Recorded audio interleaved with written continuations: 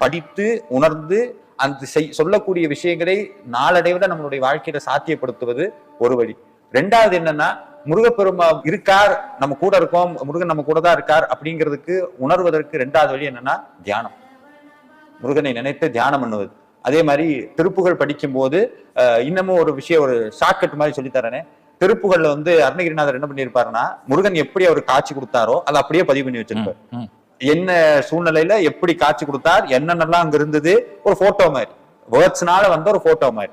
ஒரு திருப்புகள் உங்களுக்குன்னு ஒரு முருகனை ரொம்ப பிடிக்கும், அது திருச்செந்தூரா இருக்கலாம், திருப்பரங்குன்றமா இருக்கு, என்ன முருகன், அந்த கோவிலினுடைய திருப்புகளை எடுத்துக்கங்க, அந்த திருப்புகளை தினமும் பாடுங்க.